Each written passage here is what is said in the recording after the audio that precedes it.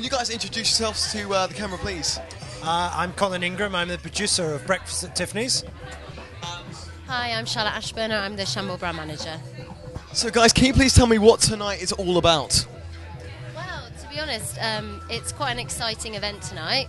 It's the first time a brand has headline sponsored a West End show, and Chambord is headline sponsoring Breakfast at Tiffany's, which is not only fabulous and very exciting, but we have our own Chambord bar inside the theatre, and there'll be a cocktail called the Holly Go Lightly. So we've had 110 people from across the UK entering this cocktail competition. The best 8 are here tonight, and Colin and I are honoured to be on the judging panel to taste the 8 cocktails and pick a winner. So what is the future for Breakfast at Tiffany's? Well, we're gonna run in London from the 9th of September to the 20th of February, and if the show's a massive hit, we'll take it to Broadway, and then on Australia, South Africa, Japan, everywhere. I mean, this is the start of a global show, and we hope Chambord will be coming with us all around the world. You're saying you're creating the personality of Holly Go Lightly in a cocktail, and the cocktail was Chambord, isn't it? And it's a great. Who thought of that concept? Was that something you thought along, or was it sort of a natural progression? Well, the cocktail competition itself, that was an idea of intelligent PR, which was fabulous, absolutely fabulous. A great way of really talking to the trade about what Chambord as a brand is up to, and getting them really excited and engaged in developing a Holly Go Lightly cocktail. Anna Friel's the contemporary Holly Go Lightly. Anna Friel's the way Truman Capote wrote it. And if you don't understand that statement, come and see the play. Well, guys, thank you very much. I really appreciate it. Oh yeah, I'll tell you what, hold on, we'll have a shake, but we'll also, can we have a chin chin? Yeah, here's Chin to chin. all. Here's you. the show, and all the cocktail makers as well. Thanks to the cocktail makers. everyone. Done a great job. So I'm sitting here with Molly and Emily. They are cocktail contemporaries. They're head to head in a bit of a heat tonight to see whose cocktail will win. Tell me, what are you going to be making, Molly? I'm going to be making a drink, obviously. It's a good start. It's got gooseberries in it, nettle tea, Okay. absolute currant, Zabrovka, Weizengrass vodka, and Chambord, obviously. And a wee bit of elderflower cordial as well. It's quite a fresh drink. It's nice. Why have you chosen those ingredients? Because obviously I understand the idea is to capture Holly Go Lightly from Breakfast at Tiffany's personality. Why have you picked those ingredients? Well, I read the book.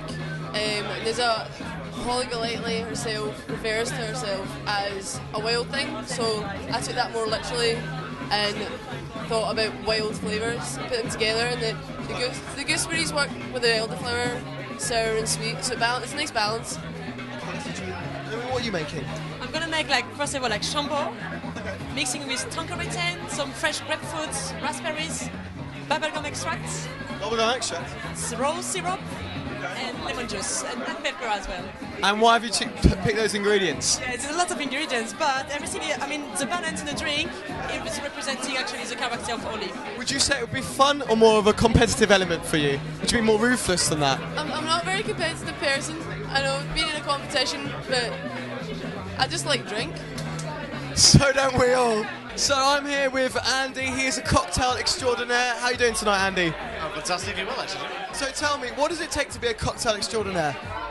A lot of dedication, a lot of tasting, decent, appreciation of alcohol, and just liking a drink really kind of helps. And how did you start off being a mixologist?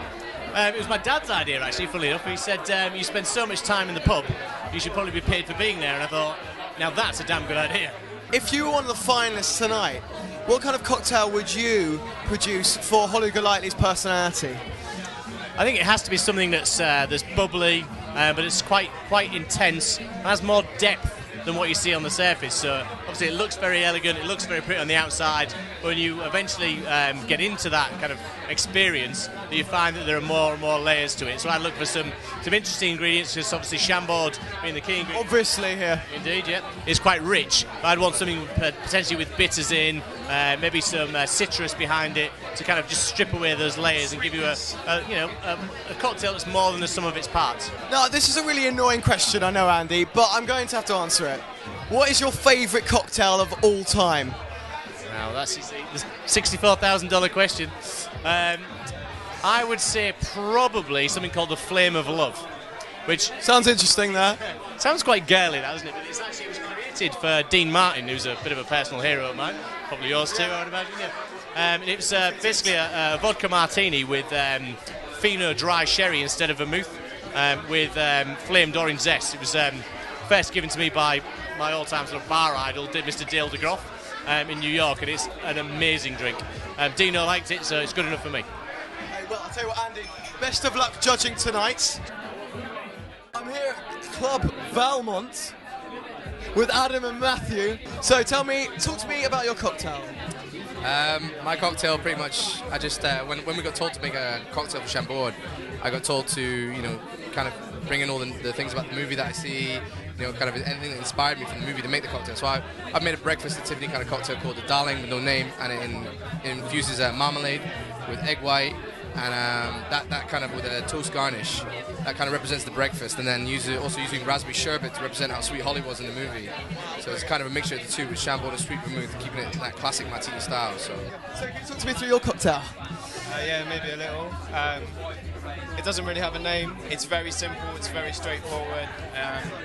It should be ingredients that any bar should have. It's my attempt to balance the sweetness of Chambord, because anyone who's tasted it will tell you it's really phenomenally sweet. So I just chucked some grapefruit and some citrus in there, and a little bit of Fee Brothers grapefruit bitters to balance everything out, and I'm really happy with the way it came off. So it's interesting with you guys because you've tended to go for the more simple route and approach, and you've tended to make something a bit more out of the field, thinking outside the box. Would you guys say that simple is generally the better option? Of course, because what they're looking for in a competition is that it has to be replicated easily. This cocktail is going to be made to the people that go to the show. So it's really important that it's quite simple and somebody else can make it, and also other bars can make it around. The best drinks, the classics that have stood the test of time, they are simple. They are beyond simple. They're so basic, but great. I wish you the best of luck for the competition. Thank you very much. Cheers. And same for you. Good luck, guys.